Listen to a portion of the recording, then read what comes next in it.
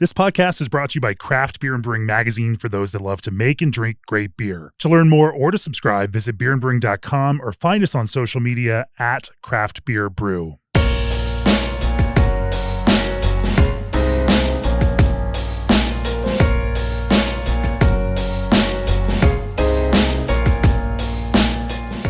It's episode 458 of the Craft Beer and Brewing Podcast. I'm Jamie Bogner, and joining me from New Jersey is Tom Nielsen. Welcome to the podcast, Tom. Thank you, Jamie. It's great to be here. Tom, you for 20 years you worked for Sierra Nevada, and for many of those years were heading up R&D as well as ingredient quality, and spent a lot of time working at a very, very high level to understand what quality ingredients are, both on the hops and the barley side. You know, how to translate brewer ideas and the general kind of concepts for beers into actual recipes and actual ingredients that can be produced at quality, at scale, in a way that last out there in a consumer market. And then after that, you went and spent a little bit of time at Abstracts.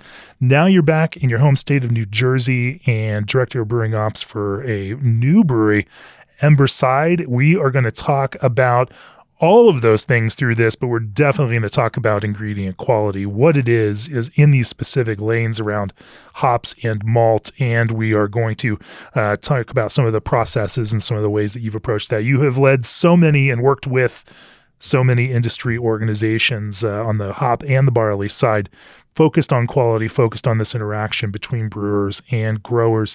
And so we are going to pick your brewing brain and try to learn what quality means for you in lots of these contexts and lots of these corners. Before we do that... Hey, Andy from G&D Chillers. For decades, we partnered with breweries to solve their everyday challenges, from efficiency upgrades to sustainable refrigerant solutions. If you're ready to future-proof your cold side, we're here to help. G&D now offers their Elite 290 Micro Series with 5H chillers, bringing even more flexibility to their propane-powered lineup. In fact, they're building one right now for Red Clover Ale Company in partnership with Efficiency Vermont. It runs on a natural refrigerant with near zero global warming potential, projected to deliver around 10% more efficiency than A2L refrigerant systems. That's smart sustainability backed by proven engineering and trusted performance. With 24/7 support and remote monitoring, your cold side stays dialed in day or night. Explore the Elite 290 Micro Series and more at gdchillers.com. And Berkeley Yeast just launched Dry Tropics London, their best-selling liquid yeast strain, now with all the ease-of-use benefits of dry yeast. Dry Tropics London delivers the soft, pillowy mouthfeel and juicy character you'd expect from a top-tier London ale strain, but with a serious upgrade. A burst of thiols that unleash vibrant, layered notes of grapefruit and passion fruit. A lot of brewers love the clean passion fruit you get from Tropics, but they don't want every IPA to be a tropical fruit bomb. At the dry yeast price point, you can pitch and ditch without breaking the bank, or you can co-pitch with your house strain to adjust the intensity of the notes. And with nationwide free shipping, there's never been a better time to try Dry Tropics. Order now at berkeleyyeast.com and experience the ease and impact of Dry Tropics London yeast. Also, this episode is sponsored by PackTech, delivering craft beer multi-packing you can trust. PackTech's handles are made from 100% recycled plastic and are fully recyclable, helping breweries close the loop and advance the circular economy.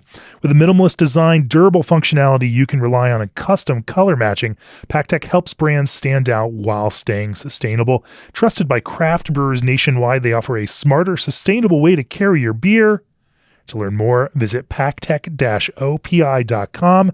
That's packtech-opi.com. Right, Tom, let's start off with some history. You've been around for quite a long time. Give us the kind of arc through brewing and beer for you. Yeah, sure thing. Well, it started here in New Jersey, actually, as a teenager. My father and I started home brewing together, which was really cool. Father was really a flavor chemist and a forensic scientist as well. And he was quite integrated with the brewing industry in the 90s. He gave a couple talks at the Craft Brewers Conference back when it was 50 people, 60 people, and he would do projects. Like I remember I helped him do a project for Boulevard on yeast, on wheat yeasts, and we brewed like 6 beers with 6 different wheat yeasts from Y yeast, and did full sensory profiles. He was, he had a full R&D lab, and we did, profiles for the phenolics in these yeasts and all these things. So at the very beginning of my brewing career, I was always, I guess, very aware of this straddling of the sensory and the analytical side because of my father. That's what he excelled in. He was also consulting with A.B. Miller and Coors during those years, and actually published a few papers with the Miller Group there in Milwaukee. Some great brewing science minds like Lance Lusk, and who else? David Ryder. He co-authored some papers with him. So I was always there, hanging out with my dad all those years and brewing with him. So fast forward a few years, I got my degree in food science and technology from Rutgers University here in New Jersey, and basically, willingly sat idle while job offers came in after I graduated, because I kind of had a feeling that, I kind of had a feeling that I was going to get into brewing somehow. I tried to, work a job at Old Dominion in Virginia, I remember, but that didn't quite feel right. And then Sierra Nevada calls me, and I think I was 23 years old, and offered me a job. Really, really excited. Quickly learned that they're building a whole R&D facility. And I was, I think, the initial hire into that group in 2004. So that's how it kind of all started. Very fortunate, very timely that I got to, grow up in the industry at that age, at that time, the early, late 2000s, where really there was so much going on, and the whole hop thing was starting, and I got to be kind of at the forefront of it, and met really interesting, amazing people doing this innovative work. Through the influence of Sierra Nevada, I got to develop within all that, which was an amazing experience. So that's kind of the genesis story, Jamie. I don't know where you want to go from there, but I think you might be the first brewing science Nepo baby that I have yeah, that's right. that I have come across here. And I use that term lovingly and not disparagingly because, what a fun, cool environment to come up with, and having that kind of, also that connection, and then building a shared love with, with your dad and that kind of thing too. But then, having that access and that nexus of science and sensory all at once from the very earliest days. So super cool. But then getting in with Sierra Nevada, because they were a significantly sized brewery at the time, but nowhere near where they are now. And quite a bit of growth happened in that meantime. Yeah, I think when I joined, we were producing 550,000 barrels out of the Chico facility. Those are really great years.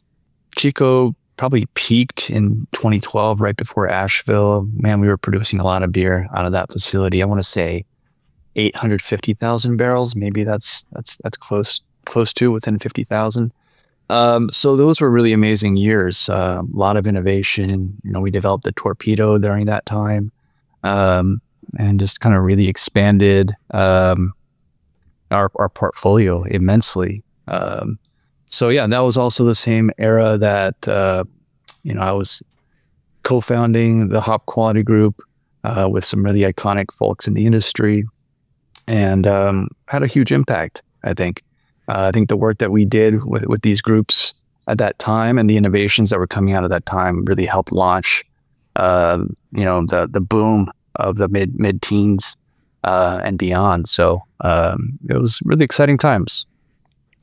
I think it's interesting when you say that. I don't know that we give enough credit. We talk about the economic conditions, that recession of 2008 that that put a lot of people out of work and pushed people, and then but also then the kind of craft beer bust of the early 2000s. This time, and again, we went through that period of 2001 to 2004 where, roughly 15 to 17% of operating breweries in the United States closed. And, and so I know we keep talking about how tough things are now, and they are, and there is a difficult reality for a lot of brewery operators in the market right now this year. But it was really bad. Yeah, that's right. And that was point, that was a quality driven story, right? I remember joining in the industry at that era, and it was really, it was a real negative to go out there and have beers that were diacetyl bombs or DMS bombs, and they were bringing down the perception of craft, and that it was kind of hurting the whole industry. So, it was really wonderful to see the response from breweries like Sierra Nevada or even the BA to launch these quality programs and make that such a strong, strong message to the industry that, if you're going to get in this, quality is really the first thing you need to get right. Maybe there's a little bit of that going on these days. It's incredible being out here in North Jersey. There are breweries in every town. I left New Jersey 22 years ago because I couldn't find a brewing job in this area. Now there's just, an abundance of brewers. It really feels like it's still in the infancy out here in Jersey, and people just love their local craft beers here. But the quality story is one that I think is playing out here too. So it's interesting. I really want to connect with a lot of brewers here and just work on draft line sanitation and the basics and get all those fundamentals correct. I think it's going to have a huge impact on beer consumption here and the culture here. Yeah. In a general sense, we are light years ahead of where we were 22 years ago in 2004, coming out of that kind of quality-driven bust. Now, the challenges are there. They're driven by different kinds of factors, and the broader overall quality, the access to high-quality ingredients, the access to brewing information, the kind of understanding, source material for inspired beers, whether it's European lagers or even now, the U.S. exporting styles like West Coast IPA and hazy IPA and others. Like the amount of information the brewers have out there and the access to high quality ways, ingredients to make them with, and it's just unprecedented. And so we're in a different scenario now, and it is just kind of the coolest thing to be here. I think we will get through this because we have a much, much higher baseline of quality that we're in. But this just sounds like a broad principle discussion. We want to talk about some of these specifics. We can go back and talk about that specific, kind of R&D process for Sierra Nevada, because I know that brewers would love to understand, how a product like goes from ideation to actual development and then ends up going and becoming a commercial product. But then before we do that, let's finish the history piece and talk about you moved to abstracts after Sierra Nevada, and for those of us in the industry, it seemed like a very bold move for you to go to an ingredient producer and then take some of that role in helping shape the way that what they produce connects and creates possibilities for brewers. Yeah, that's another really serendipitous story as well. I met Max Kobe, the founder, and Jack Pete, the founders of Abstracts, in 2019 at FlavorCon in Cincinnati. And I was just walking down the aisle of this conference, and I see a scientific poster, a paper, and I see this instrument on their poster, and it looked really familiar. And it was actually one that I helped co-design in 2016 and was evaluating for Sierra Nevada's purposes, R&D purposes. We didn't, at the time, Sierra Nevada did not go forward with that purchase, but they apparently had bought the machine. And they were using it to reverse engineer, all sorts of different flavors. Abstracts is a very successful company in the cannabis industry, and they really innovated on the flavor front in cannabis. So I was immediately intrigued. We were very like-minded, I guess, individuals. and we got along really well. And pretty soon after that, I started sending them hop samples to apply to their R&D and their production to utilize the same techniques they're using for cannabis on hops. And fast forward a few years, and the results were pretty incredible, and eventually led to products like Omni and Quantum Bright, which are really, really great products. There's a lot of great products out there, but certainly that's the innovation that I think brewers are catching on to these days, not only from a flavor perspective, but from efficiency and all these other positives that you need to be mindful of these days. So yeah, that was really great. Very innovative group. And yeah. That was an exciting time for sure. So then what brought you back to the brewing world of running brewing for an actual brewery again? Right. Well, this is a very unique project. Again, it's nice to come home to my backyard and really get involved in every aspect of a brewing business. So that's very exciting for me. Really kind of spread my wings a little bit and get involved in a lot of different things in a very deep way.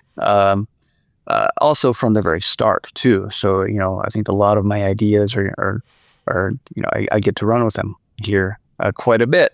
Always love being on high functioning teams and around a lot of creative people. And in this instance, I really get to kind of do things a little bit more my way, I guess, and kind of explore different things that I've been excited to try for many, many years. So couldn't pass up the opportunity. It's really an amazing build. It's the architect for our brewery is the same group that did the Georgetown Brewery in Seattle. So it's Olsen Kundig. Beautiful building, beautiful build. Olsen Kundig is I am an architecture buff, and I do follow Olsen Kundig on the socials and have been a fan for 30 plus years of the work that they do. They did the Charles Smith Winery also in Seattle. Beautiful location. I mean, I remember they have this one house that I keep seeing on the socials that it comes up that's on like railroad tracks. I mean, some really phenomenal work. No, that's incredible. It's amazing. So it was really cool. Tom Kundig was actually out here 2 Fridays ago when we had lunch with him, and what an amazing individual. So yeah, I'm now just incredibly excited about this project and going to have to come visit Please do. as it's built. Yeah, I think everybody's going to have to come visit, to tell you the truth. The site itself is going to include, well, actually the building itself that the brewery is part of is going to include a bowling alley steakhouse with duck pin bowling, just really high-end steakhouse with wonderful cocktails, full stage, live music, lots of different little components within it that make it even more interesting. Above that is going to be a full Mexican restaurant with an adjacent kind of Los Tacos #1 style taqueria, which is going to have a window into the brewery as well. So as you get your beers and sit down in our beautiful beer garden, you're going to be able to walk up and get pastor or whatever tacos, carne asada tacos you want at super high quality. And then right below the brewery, which itself is 2 levels, is going to be a vinyl listening room, high-end cocktail bar with the vinyl, DJ spinning records and really high-quality speakers. So that's just kind of the entertainment component of this build. There's a whole main street that's being built out with a bathhouse. What else? Just a bunch of different wellness components to it. So yeah, it's going to be really a thriving main street and certainly a destination, I think, for this part of New Jersey. So we're all very excited. Super cool. And it's great to have craft beer as a part of this overall, kind of project and in the mix with all of those, because it's a compelling thing for consumers. Absolutely. I think Emberside is going to be the meeting place, really. It has sort of an outdoor theme. We're going to have a fire pits, big, larger fireplace inside the tasting area or the sitting area. So very inviting, very cozy, really a great place just to meet up with your friends and have a few beers before dinner, or just have a session and grab some tacos. So yeah, definitely a destination. Sounds super cool. Well, let's get back and talk about brewing itself. And like I said, I would love to just kind of get a little overview of that, little glimpse into what the old Sierra Nevada process around R&D looked like. Through 2 decades of you being involved in it and leading it. Just because again, you have a scale and an ability to build a process that, while smaller breweries may not have quite the same resources to do it with, there's certainly something there for them to learn from. Before we do that, the multi-layered wonders of indie hop strata are now easier than ever for brewers to tap into. Introducing Strata Cryo in collaboration with Yakima Chief Hops. Whether brewing up a single hop Strata IPA to wow customers with the depth of flavor this variety delivers, or modernizing your flagship IPA to continue setting the highest standards, Strata T90, Strata CGX, Strata Hyperboost, and now Strata Cryo provide the tools for brewers to create their unique masterpiece. Indie Hop Strata, life is short, let's make it flavorful. And if you're like many podcast listeners, you've got a lot of beers at home and your regular fridge is at capacity. Enter the Midea 50/50 Flex, the industry's first dual compartment 3-way convertible freezer. Here's what all that means for you. Options. The 50/50 has the power to be all freezer, all fridge, or a little bit of both, but you'll probably want to use those 20 cubic feet as a massive garage-ready beer fridge. You can also change which side the door is on, how you want the shelves to be arranged. The 50/50 totally flexes to fit your life, plus it's designed to maintain a stable temperature even in non-climate controlled conditions. So you can crack a cold one even on the warmest days in the man cave. Take your garage to the next level. Check out midea.com/US to get more information about this game changer today.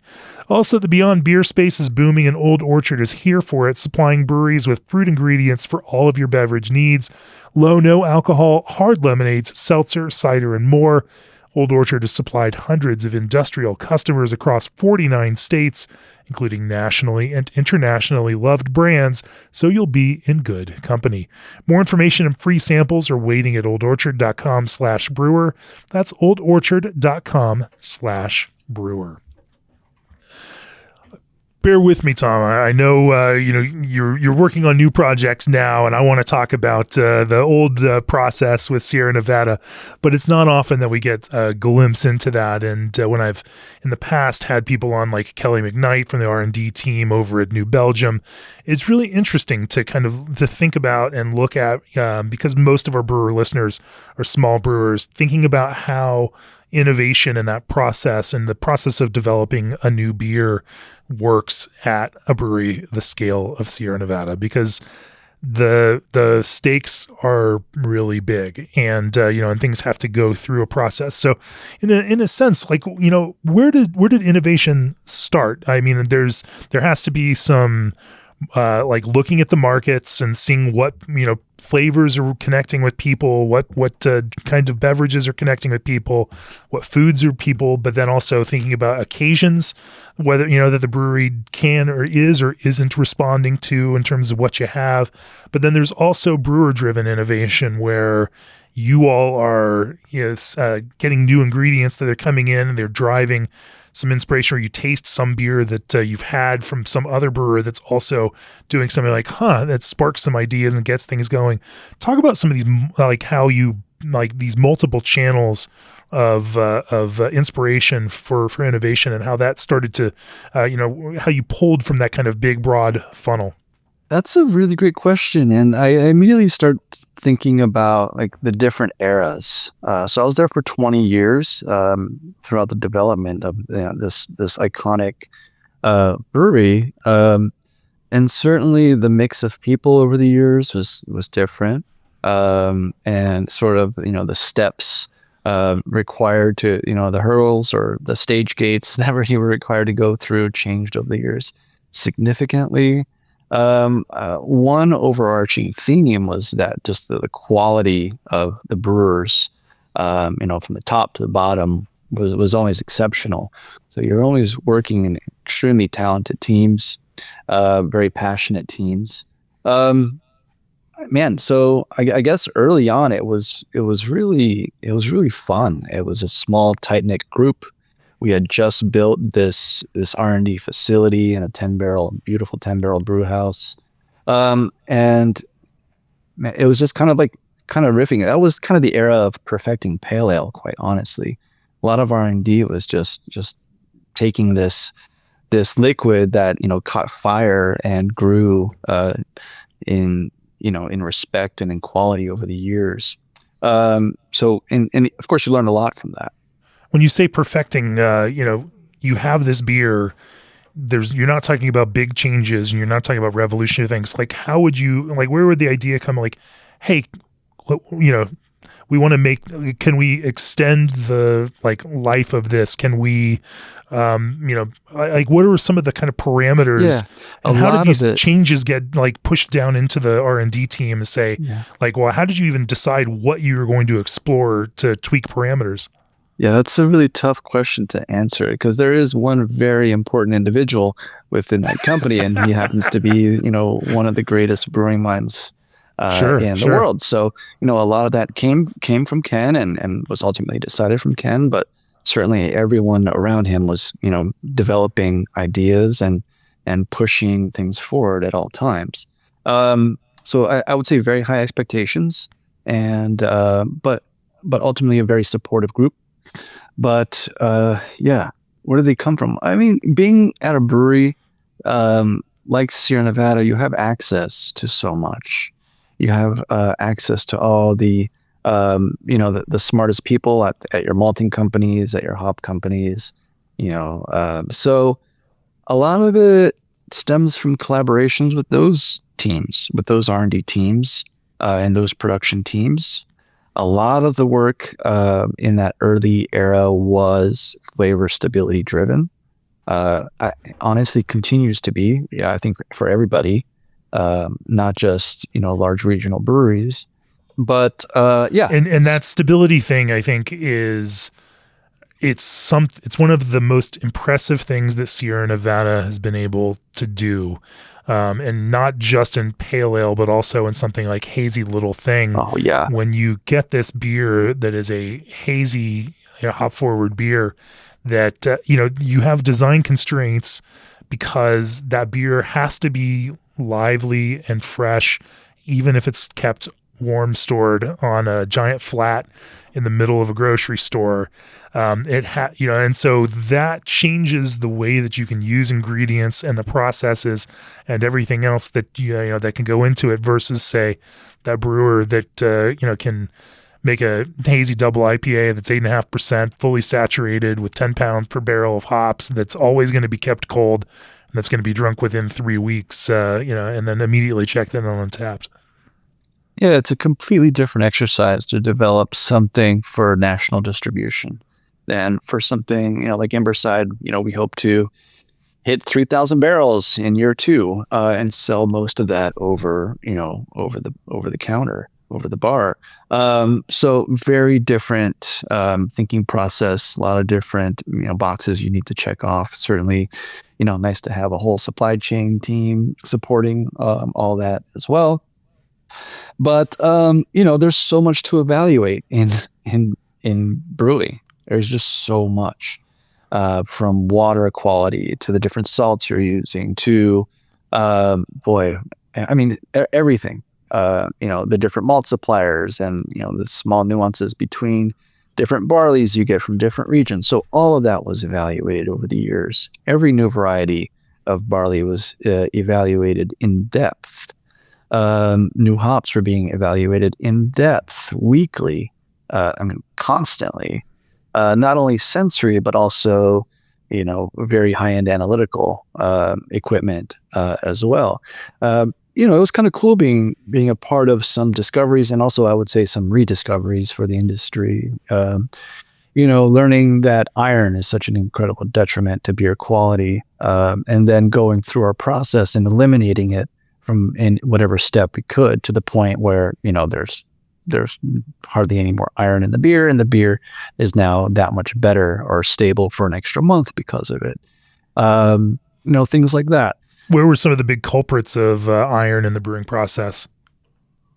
Well, I remember DE was a big one. Eliminating DE was really important. Also, properly passivating kegs is really important. A lot of first run kegs will contribute quite a bit of iron. So you can package 1,000 barrels of whatever beer on brand new kegs, and you could just have terrible stability as well as an off iron taste as well. So we help develop protocols for passivating kegs. Different malts, certainly, and malt products like dark malt products would really contribute high iron levels. So yeah, at one point, I initiated a program of evaluating every raw material for iron before we ever use it, and learned a lot there. Yeah. Any iron from hops or no? Well, of course, a little bit. Mostly manganese, and I think a little bit of copper coming from hops, but also certainly yeast death and autolysis spews out a lot of iron that you don't want. So that's another big contributor of iron too. And so that changed some of the yeast management process then through the production brew house? Yeah, hopefully that wouldn't happen. I think our the team managing yeast and fermentation at both breweries were very talented, and we're on it.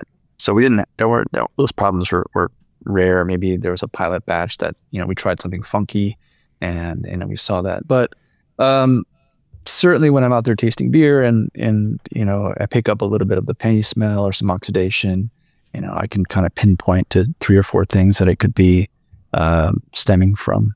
So that's a big longevity kind of aid then also. And did that reduce oxidative kind of processes within beer too? Or? Sure. Yeah.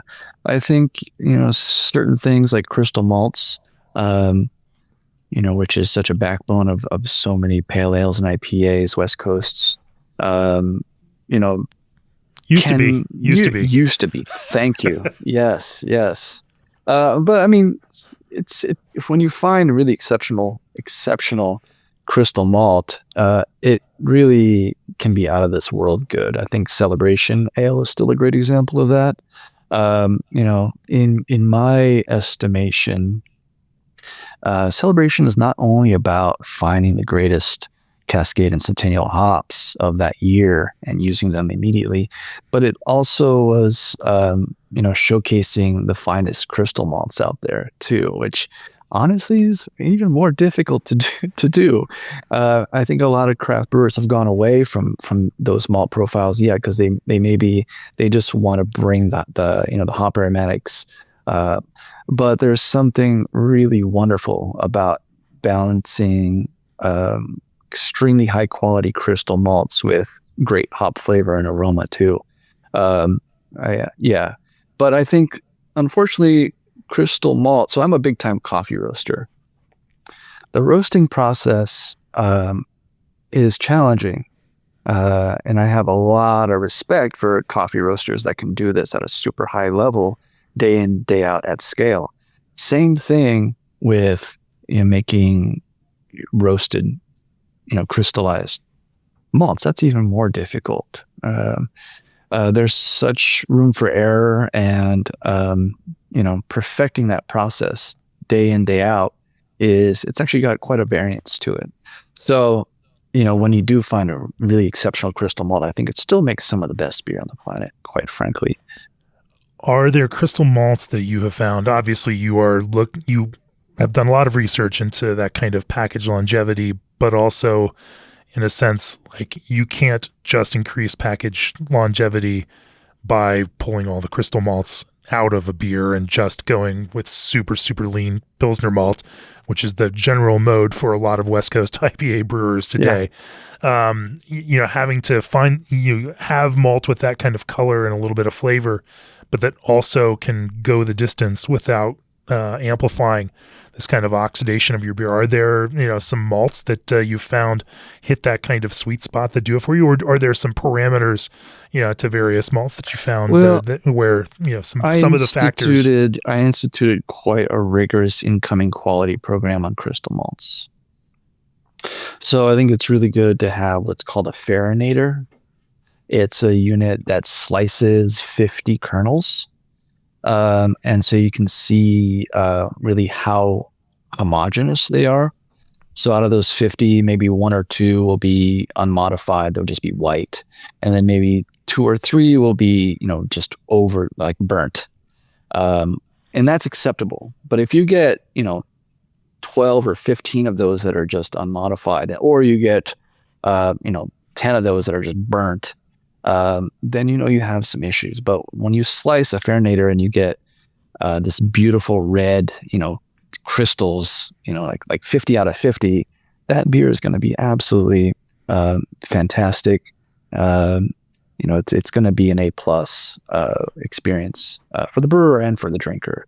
But I think the reality of it is that a lot of barley is just not homogeneous, and then also the roasting process is really difficult to replicate day in, day out, given incoming, humidity and also, to make crystal, you're bringing in, pretty high moisture material.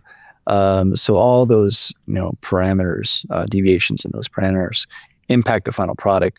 And what you typically see is quite a bit of blending in that space, which is good. But there was that check and sensory checks, true tests, like farinator, and friability as well. I think were important to look at. The best tasting and consistent crystal malt isn't always the best looking. So you can have some brokens and kind of dehusk material that actually brews quite well. So what's on the inside that counts. Are there Right.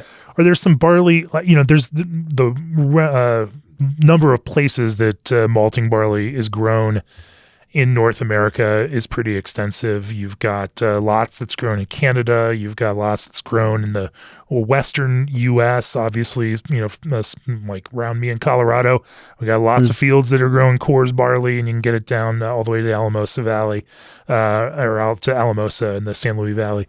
But then there's also quite a bit in the upper Midwest and whatnot. There's lots of different places that the barley is grown. For you, thinking about the kind of consistency, are there some growing areas that you found would produce? Because you also, when you're building a brand that's going to, you're going to sell 1.5 million barrels of it in a year, and everyone wants it to be the same and you're pretty consistent across multiple breweries. That's a humongous volume of ingredients that it takes to do that, and so and that's an immense amount of crystal malt also. In order to, Yes. that all has to be kind of consistent and the same. And, and so, you can't necessarily just pull from, this one farmer's field. Or there's some kind of broader lessons that you learned about that, and understanding that there's not one solution for everybody, but for what you were looking for, there were some places that would give you a little more, kind of common consistency around that. Yeah, I mean, you diversify your supplies, certainly. And then Idaho has great barley, Alberta has great barley, Saskatchewan, all these places really. But there are micro pockets that are unusually wonderful, like north of Seattle, the Skagit Valley. There used to be a malt house up there. I believe they're no longer an entity, but they were. I heard Joe Stang was telling me that they may be operational again. I gotta really? do some more research on that. Yeah. Yeah, so the plumps and proteins that came out of that Skagit Valley were incredible, super consistent. A lot of places in the UK and Scotland produce incredibly high quality barley, making exceptional crystal malt, but also can be found in North America as well. You don't have to go too far to get exceptional stuff.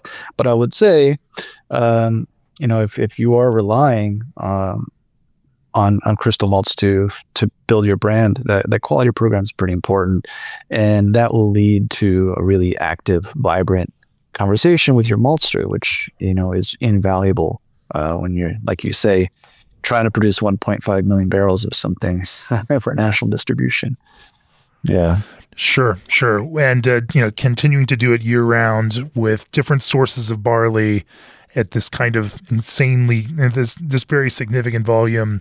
I would love to talk about like what that kind of incoming evaluation process looked like, and how you all, because you think you know what you're getting, and then as those ingredients come in, you want to double check and make sure that the information that you're getting coming from a maltster is correct. You want to trust but verify.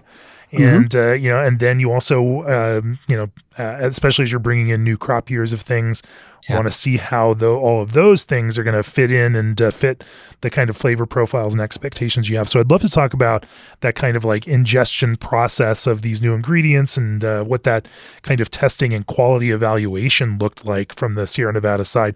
Before we do that, Brightly Software, a Siemens company, partners with organizations at every stage of their asset lifecycle journey.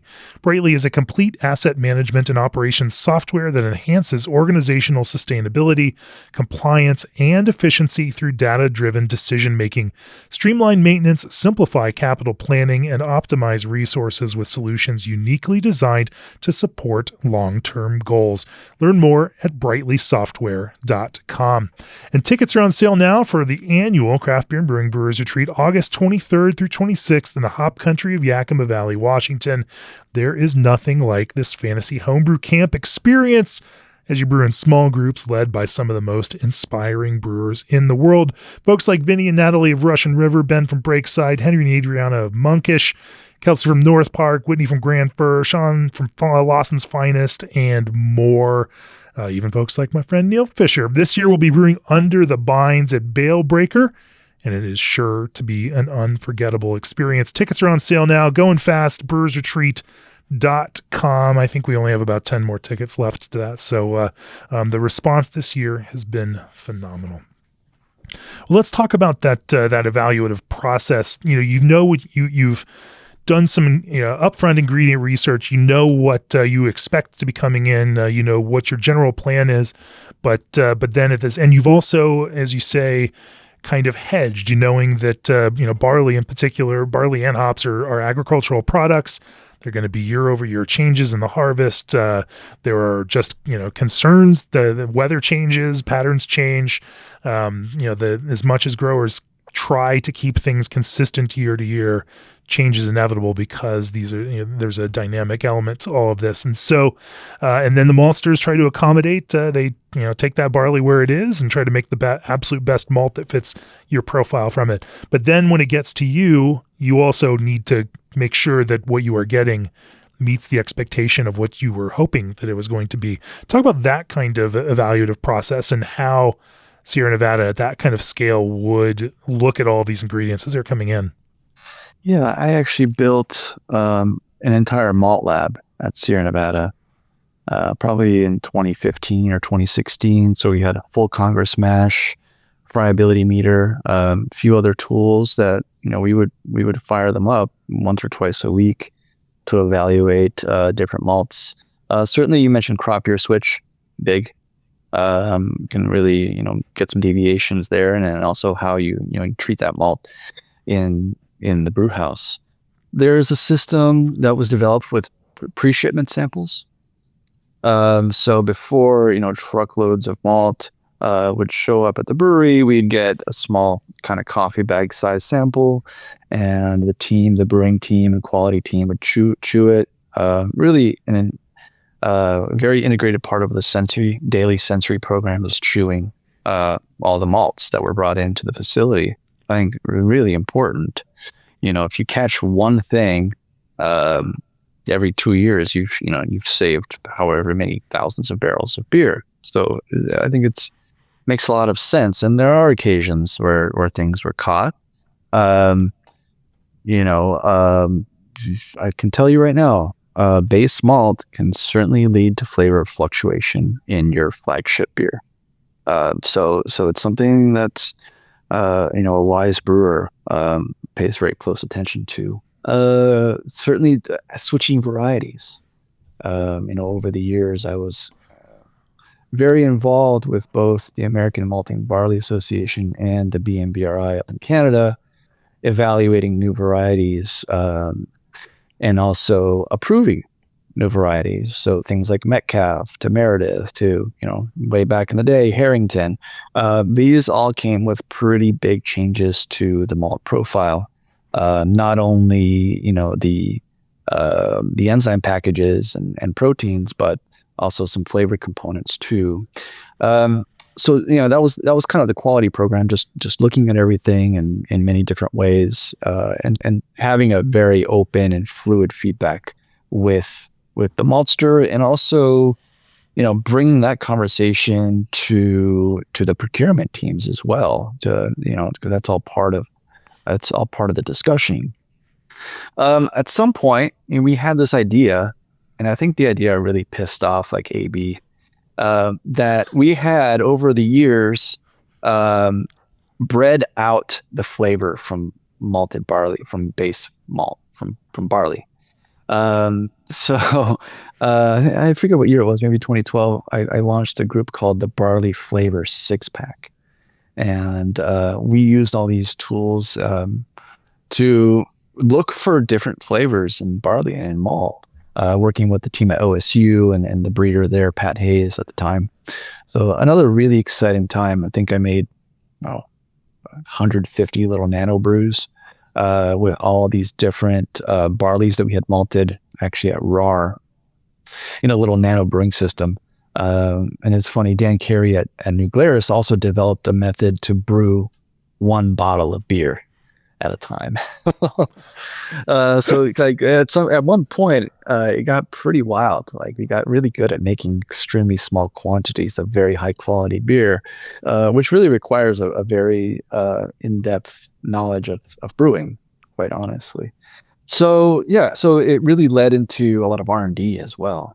And I think, I can say this, over the years, the impact of say like a hop quality group or like a Sierra Nevada had on the hop industry was pretty fast and pretty deep. Like it was a fast moving ship that could turn on a dime, and man, all of a sudden one of the hop companies is just really into what you're doing and you're collaborating and things are just going quick. The barley and malt industry is quite the opposite. It's like a big old Spanish galleon that hardly turns, So, we, with the Barley Flavors 6-Pack, really tried to kind of play like the tugboat and move this huge ship just over a little bit and point it in a different direction. And I think we did a little bit of that for sure. I remember my first ever meeting when I sat on the board of the AMBA group. It was like 6 or 7 gentlemen who are running these malt companies and maybe running, the procurement or ingredient side of AB, and then myself. I was probably like 30 years old, kind of like a punk rock kid or something. Who is like this that. guy? Yeah. And I started talking about barley, like flavor, and everyone's just like, what the heck is this guy talking about? Like, why is he here? And, I just kept doing it for a couple of years, and all of a sudden, we are funding research nationally on the flavor properties of barley and malt. And that was, that was a big signal to me. It's like, okay, we're moving this thing a little bit. So, that led to a lot of amazing beers, I think. Things like Full Pint came out at the time and other varieties that, that group collectively got behind and pursued. We learned a lot about barley flavor.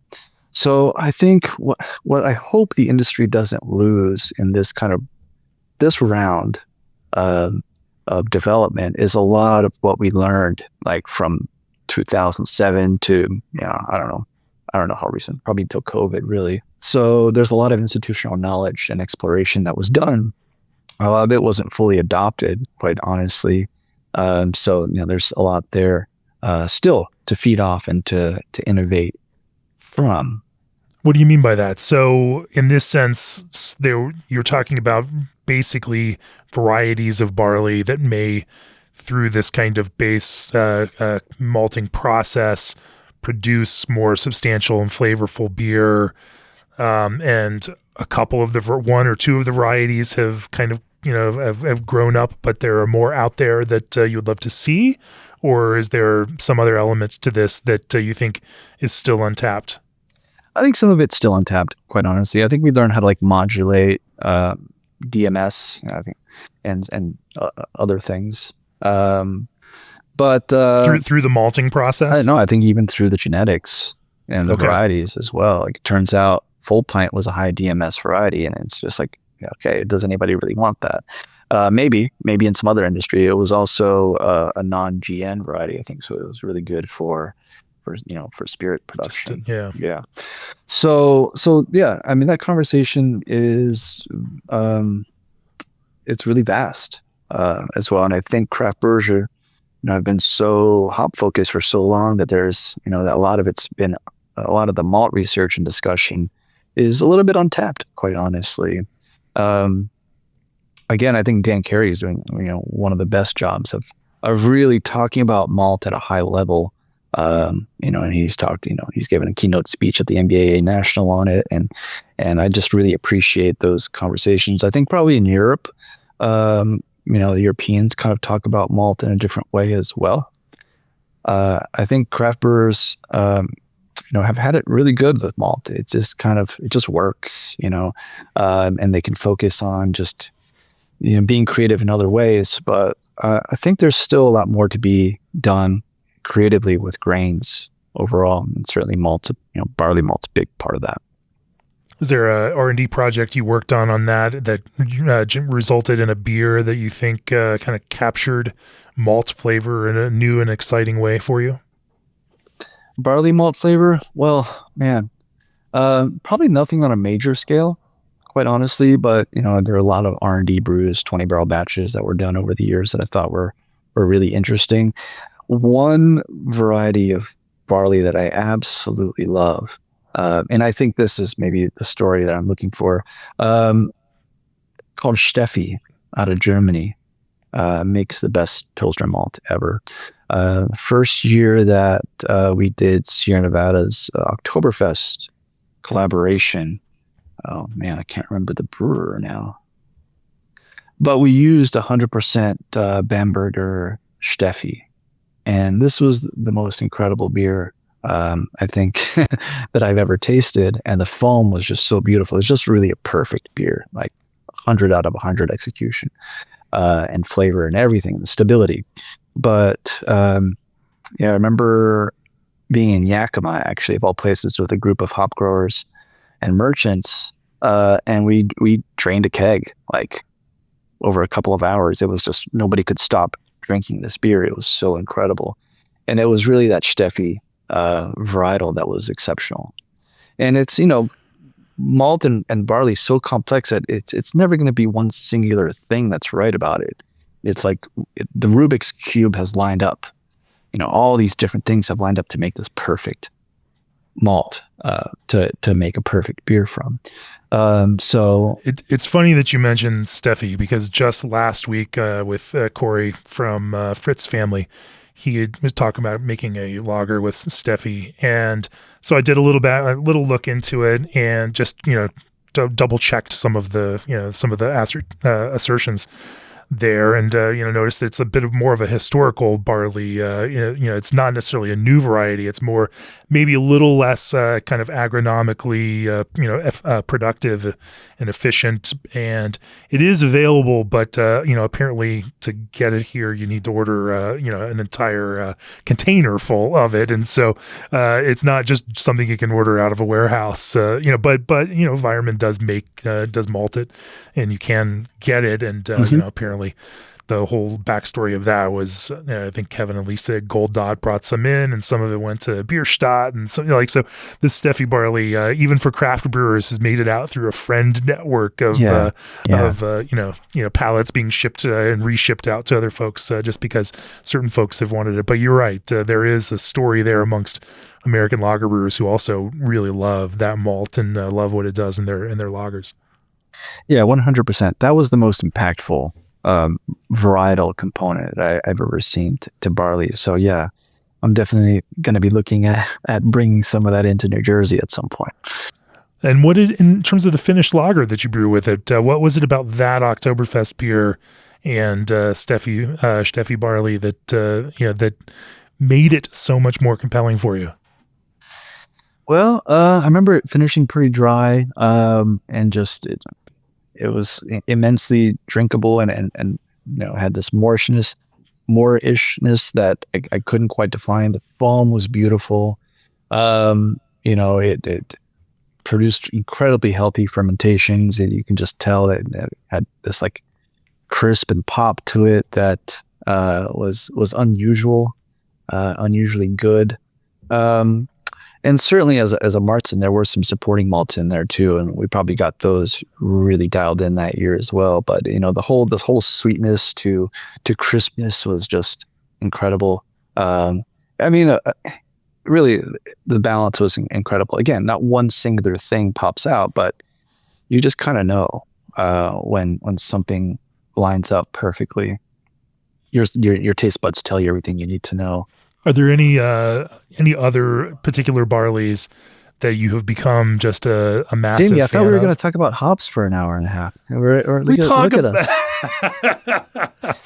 This is the secret of the podcast, Tom, right? Like, we tell people we're going to talk about hops, and then we talk about barley for an hour. Yeah. For sure. We just string them along and make them keep listening. We'll talk about hops here in a minute. But we'll just, try to bring some closure here. You know what? I'm actually really excited about rice right now. So I think at Emberside, so are we. My opening, play. I'm gonna really brew, 3 or 4 different rice lagers with different ideas that I've been incubating. That's a really. I would like to be at the forefront of that and help develop some ideas on how to brew excellent rice lagers. I know a lot of people are doing that right now, and honestly, that's my inspiration, is how incredible the rice lagers are out there right now. I have a feeling we're going to see some larger, releases in the rice lager category. Asahi Super Dry has always been top 5 beer for me. I actually just brought it here on site to one of our restaurants in Berkeley Heights, New Jersey. And it's just such a great, wonderful drinking beer. But I'm really excited at trying to expand that and innovating within the rice category, quite honestly. Last year, Joe Stang wrote a feature on brewing with rice for the magazine. And so we went down a lot of rabbit holes on that. But I think rice is in the same position that barley was in, as you're sitting on a board of AMBA with a bunch of AB InBev folks, where we have good rice to brew with now, but there is so much more that can be done with flavor in that realm. And, I think the work that Scott LaFontaine in Arkansas is doing in terms of research and understanding the potential of barley or of rice within the brewing world is really groundbreaking. And we're going to, the next 10 years, see a whole lot more growth in that kind of space. And so not just in terms of what rice can do to lighten and, a beer, or add the kinds of flavors that we kind of expect from it, white wine or whatnot, but also, but there's just so much more to it, both from a pragmatic and effective kind of, the first angle. Beer I ever made with my dad when I was 17 or so was a basmati rice beer. And we both love basmati rice, major fans of Indian food, and we're like, how do we get this flavor into like a nice lager? And it was very difficult. It's just a flavor that didn't carry over all that well into beer. So that exploration continues. Well, let's talk about hops now. Since we've teased it, we should probably get into it. Did I say 17 years old? I meant 21 years old. Sorry. Drinking age was different back then, right? Oh, yeah, of course. We were brewing 3-2 beers, right? That's legal over here. Non-intoxicating beer. Yeah. Exactly. Well, let's talk about hops, because in addition to this whole ingredient thing that you were charged with and paying very close attention to, hops is a big part of it. And so you were one of the kind of founding forces behind the Hop Quality Group. I think what the Hop Quality Group has done is very well articulated through lots of conversations here on the podcast, and we'll continue to have even more about that, especially great stuff coming coming to fruition with the first with Thora now coming out of that Hops Quality Group breeding program. But in a sense, for the last multiple decades, you've been deeply involved in hop quality. Kind of, outline some of the major shifts over those years that you've seen in the broader hop industry and how craft brewers together through things like the Hop Quality Group and the Hop Research Council have been able to change the hop quality conversation and help get growers to make, to grow the right varieties, but also process those varieties in the right kinds of ways to meet the goals that craft brewers have needed. Because I think what you say, when you said it earlier, the kind of innovation that we have seen in the ingredient space is what made the craft beer boom of the last decade truly possible. If it weren't for things like much more compelling ingredients, would we have seen the kind of growth in craft beer as a whole? You had new flavors, you had exciting flavors, you had lots of people like, I didn't think beer could taste like this. And that has driven so much of new customers, new people coming into this world of beer. So talk about some of those kind of major shifts that you've seen over the last couple of decades in the hop world. In the hop world. Wow. Yeah, I saw it all. I was right there for all of it. At least since 2003, 2004, there was a lot waiting for us to just go and harvest, quite honestly. Because flavor, like I said before with barley, like flavor had been deselected. The industry, our tax dollars were helping pay for, Willamette and replacements for, the hops that the macro brewers were using. And that's great. Honestly, those companies were championing hop quality for decades. But, I guess people just had different ideas about where to go with this. And we banded together and started having real influence. And the conversations just exponentially grew. I mean, all of a sudden you didn't have, just 10 brewing companies talking to 3 hop companies. You had 2,000 brewers or 1,000 brewers talking to the 45 individual farms in the United States. And those weren't just business relationships. They really became social relationships too. I mean, a lot of people kind of grew together. I would say myself, some of my best friends on this planet are hop growers. I've spent a lot of time with these people. So, and they're wonderful people.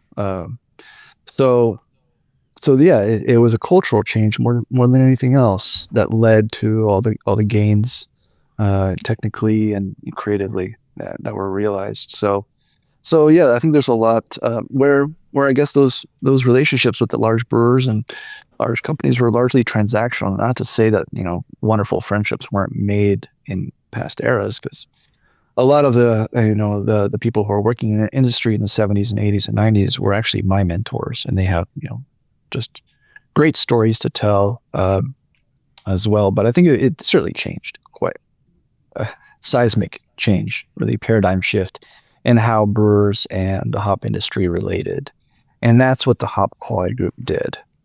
There was a lot of I think anxiety with the established industry when we started showing up to people's kitchens and sitting down and hanging out and having a beer with them, and what our intentions truly were. But there was never any intention of creating buying groups. There was never any of that. It was really just brewers incredibly passionate about their businesses, just wanting to connect meaningfully with their ingredient suppliers. And we getting did that. Better quality was always more important than getting lower and lower and lower prices. I mean, they all have to, all of those things work like that. But yeah. So it was really cool connecting all those dots and connecting people together and doing a lot of that groundwork. So yeah, I guess the question was really about the innovation, right? I think one of the things certainly coming from a brewery that was hyper focused on whole cones. Whereas, a lot of my, brewing friends and other brewing companies were into pellets. I personally saw a massive improvement in pellet quality. So I think a lot of the reasons why a brewer in the 90s or 2000s were skeptical of using pellets is because, I guess those quality programs weren't really dialed in quite yet. But I think an outgrowth of the hop quality group was really having the discussions with producers of pellets to elevate that game. So I think a lot of the wonderful IPAs that we saw in the 2010s and beyond, kind of they really benefited from these quality programs on pellet production, plain and simple. What when you say pellet improved quality, what factors would you say defined improved pellet quality? There's a slew of them, really. Putting just magnets just to get rid of any metals or iron, temperatures at which the pellets were processed under, blanketing with an inert gas, to basically putting them in the right mylar, and so on and so forth. So across the board, I think the group really went A to Z on the whole pellet production process and helped producers dial it in, and then kind of insist on that quality year over year, and insist on certain parameters. Like I said, I was never the expert on pellets, since my brewery was not a pellet user. But I was certainly sitting at those tables, discussing these things. I got really, really involved in the farming aspect of it, and actually producing super potent, flavorful varieties, with growers out in the field, and trying to find the levers that really created the flavor profiles. I mean, that's when all the discussion on harvest timing took off. Not only was I, a founding member and technical chair of Hop Quality Group, but I also sat at the Hop Research Council. That's where my role was really unique. I think I was maybe Jeremy Monnier was another one at Stone who sat in both groups during that time, and maybe Boston as well. But certainly seeing the industry from those two angles, it gave me a lot of insight in how to approach, the conversations that we were having at the time. And what were some of those farming? I mean, if I think about it, obviously there's, all the hops in the Pacific Northwest are irrigated, and so how much water and when, the kind of fertilizer and fertilizing structure. Like, these plants are so interesting. Some stresses can be beneficial, and 100%. But understanding how much stress and when to stress along that kind of growing, of process is just something that that takes that kind of testing and dialing in, lots and lots of factors that go into what it takes to create a highly potent hop cone. Right. And a lot of it really comes down to just harvest timing. A day or two can make a big difference in many, many varieties. And I think brewers today know this. It's just sort of, 10 years ago, it wasn't. 20 years ago, it wasn't. It was hardly a topic of conversation. Like, it would just be, glossed over. So I think, we've shined a very bright spotlight on harvest timing and the quality, aromatic and flavor quality of hops for a long time, and haven't taken that spotlight off to the point where it's just like, I think every brewer, every small brewer, medium-sized brewer, large brewer has benefited from it. So that, and it's been really cool to see that. And it also gets incredibly technical, like you're saying too. I don't know if we want to go down any those rabbit holes at this point. No, I don't think we have time for that. But and in fact, I probably should just kind of boil this down. When you are evaluating hops in your Tom Nielsen mind, what are the key points that you go to in thinking about quality and making a, hey, this is a high quality hop kind of determination? Are there some some shorthands or some very, some of those kind of, if it were the business, I'd call them a key performance indicator. But are there some of the, as you are rubbing from a sensory perspective, or you are running, hop through a battery of analytical tests, GCMS, to kind of look at it, are there just some things that you found that you key in on? No, 100%. I mean, the whole thiol conversation comes from understanding hop flavor. And I've been, very deep into thiols and hops for over 20 years. Like I said, it comes from my father being a flavor chemist and kind of knowing these things. Brewing industry didn't really know about it until much later, probably into late 2000, late noughts. So, but honestly, Jamie, when you're evaluating hops, and certainly I look at all the numbers and I look at all the analysis, and I can pick things out that I don't want based on the analysis. But a lot of it's just, it goes back to, your preference. And I have like if something makes me salivate, I like it. Like it's still like, it's like cooking. It's like, man, this ingredient is amazing. It's going to make this, this tomato sauce a million times better. It's like, it's making me salivate. Like I'm having this really great response. I love it. That happens. So like when you're looking at 15 lots of Cascade, for instance, and this one just like gets like your like taste buds going because it smells so perfect and great, or there's something extra to it. It's hard to mark that analytically. I'm a big fan of thiols. Obviously, Thora, you mentioned Thora, came out of a whole breeding program that Hop Quality Group launched in 2014. That, the mandate was to create high thiol hops, and that was the one that was just off the charts. But that's not the whole story either. I mean,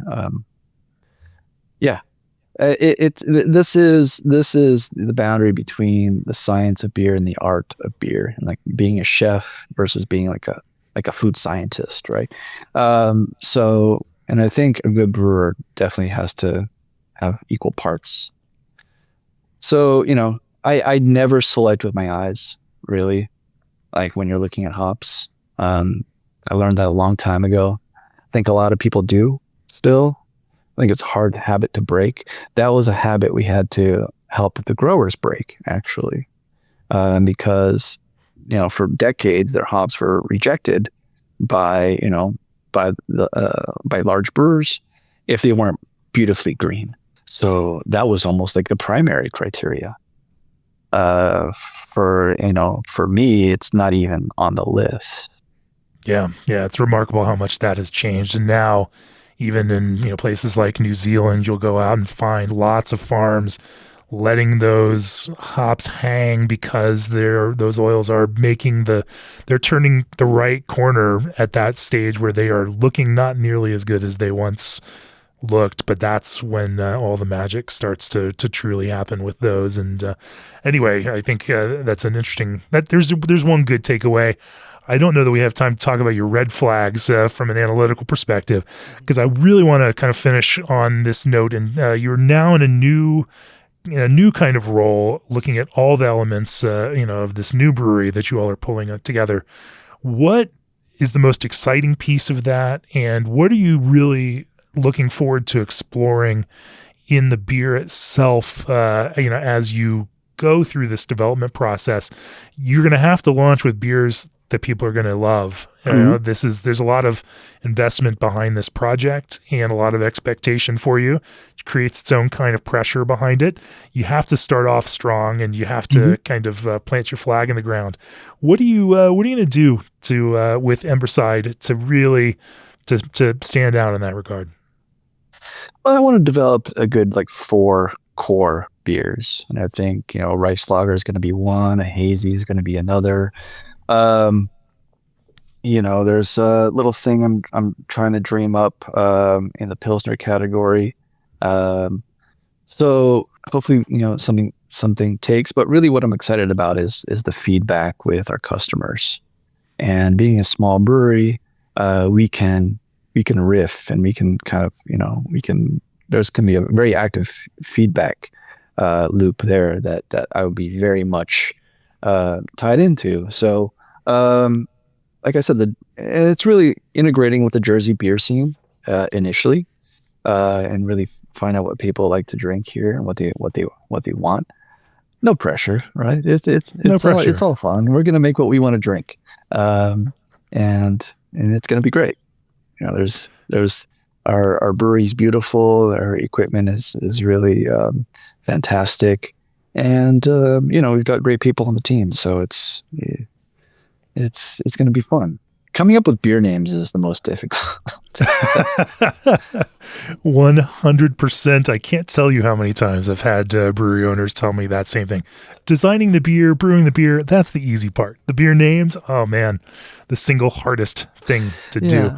I have learned, though, in the 4 months that I've been here, that there are a lot of beer lovers in this area. So it's just really adding to their, the beer culture here and adding to their portfolios of beers that they want to go back to. Doing it in a high quality way and making a difference by being a part of the broader brewing community. I think that is a great place to bring this to a close. G&D Chiller's new Elite 290 Micro Series is built for brewers who care about sustainability and performance. Berkeley Yeast's Dry Tropics London offers their best-selling liquid yeast strain with the ease of use of dry yeast. Pactex handles are made from 100% recycled plastic and are fully recyclable. The multi-layered wonders of Indie Hop Strata are now easier than ever for brewers to tap into with Strata Cryo. The Midea 50/50 Flex can convert to all fridge, all freezer, or half and half with just the touch of a button. Old Orchard is your source for all your beverage needs, from low and no alcohol to hard lemonade, seltzers, ciders, and of course beer. Brightly software enhances your data-driven decision-making, and get your tickets now to the Craft Beer and Brewing Brewers Retreat. If you've enjoyed this podcast, go to beerandbrewing.com. Click on that subscribe button. If you are a professional brewer, check out that Industry All Access subscription. One price, 3 seats, 3 magazines, 100+ video classes, weekly emails, all access emails with digital first stories from Kate Bernard, Stan Hieronymus, and more. A dozen review submissions per year to Craft Beer and Brewing Mag, etc., etc. We put a lot out there, and we do it because we want to help you all get better at making the best possible, the highest quality beer, something that Tom has dedicated his entire career to. Tom, if people want to learn more about Emberside, the forthcoming brewery, when are you guys launching, and where can people find more about you? Yeah, thanks for that, Jamie. Well, our Instagram is now active. It's at Emberside Brewery. So please check it out. We're posting a couple times a week right now, and just the evolution of the project and the build. And I'm going around visiting some of my best friends in the industry. I just got back from the Dewey Beer Festival down in Delaware this past weekend, and hanging out with Other Half and Human Robot and Dogfish Head. So yeah, check it out. As well as our website, embersidebrewery.com. So yeah, please follow us. That'd be really, really cool. We look to launch in Q3, Q4 this year, definitely by November 1st, but maybe in October. So yeah, floors, all the tiles are going in May, all the equipment's showing up in June, and hopefully, mid-July we'll be making some great beer. Can't wait to taste what you come up with. It's been fun to pick your brewer's brain through the course of this podcast. Fascinating stuff. All the best. Can't wait to see what you come up with, Tom. Cheers. Cheers, Jamie. Thank you so much.